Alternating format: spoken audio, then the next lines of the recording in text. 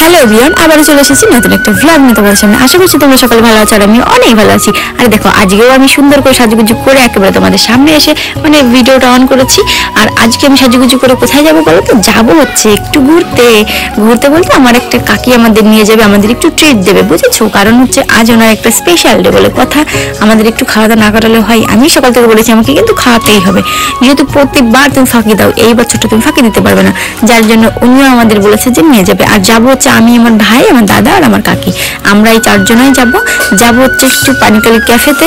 কিন্তু গাইজ আমার কাকিকেও তো দেখাতে হবে, শুধু আমি একা একা ভিডিও করলে হবে? তো দেখো কাকি তো সেজে গুজে চলে এসেছে, কিন্তু ভাই রে ভাই, আমি এখন দেখছি যে আমার কাকিকে তো সুন্দর লাগছে গাইজ।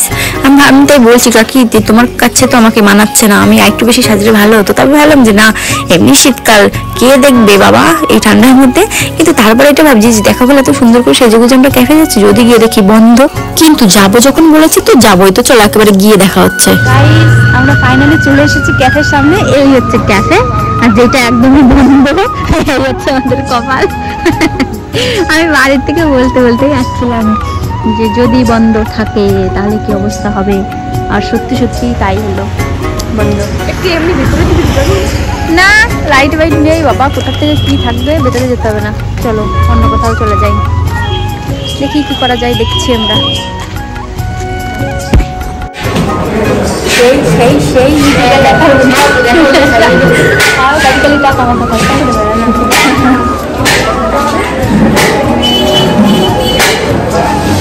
আমি না বুঝতে পারছি না এই কদিন আমি কেমন যেন যা বলছিস তেমন যেন সেটাই খেটে যাচ্ছে। কেন বলতো? কারণ কি, আমি বাড়ি থেকেই বলছিলাম যে যদি গিয়ে দেখি ক্যাফেটা বন্ধ, এটা সত্যি কাকিকে আমি বলতে যাচ্ছিলাম, আর সত্যি গিয়ে দেখি ক্যাফেটা বন্ধ তো বন্ধ, একেবারেই ক্যাফে বন্ধ, ওই ক্যাফেটা যে একেবারে বন্ধ হয়েছে সেইটা আমরা জানতাম না, যার জন্য একেবারে চলেই গেছিলাম।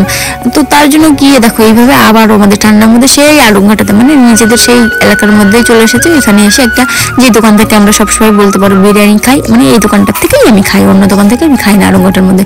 তো সেই দোকানটায় চলে এসেছি আলুঘাটাতে, সেখানে এসে বিরিয়ানি খেয়ে নিলাম গাইস। ওর জন্য আর ভিডিওটা আমি তোমাদের আর বেশি বড় করিনি। তো চলো ঠান্ডার মধ্যে দেখো খাওয়া দাওয়া করে বাড়িতে চলে এসেছি। এবার কি বকবক করতে যাচ্ছিলাম সেগুলো তোমাদের সঙ্গে শোনাচ্ছি। চলো গাইস, খাওয়া দাওয়া করা কমপ্লিট, বাড়ি থেকে চলে এসেছি। কি হলো আমাদের সঙ্গে আমি শুধু এইটাই ভাবছি, কারণ কি ইচ্ছা ছিল ক্যাফে যাবো, একটু আড্ডা মারবো, একটু কফি খাবো গরম এইসব কিছুই হলো না বাবা। মুখে স্লাইড চলছে তো, আমি আর সামনে কিছু দেখতে পাচ্ছি না, সামনে এতটাই অন্ধকার, তো সেই সব আর কিছু হলো না। তারপর দেখো সেই নিজেদের এলাকায় এসে বিরিয়ানি খেয়ে চলে আসলাম। যাকে প্রচণ্ড ঠান্ডা বাবা, আর ঘোরার কথা কেউ বললে যাবো না, এখন গিয়ে ব্যাস কম্বলের নিচে ঢুকে যাবো। আমার ভাই আমার সঙ্গে রয়েছে, আমার স্টুডেন্ট ভাই।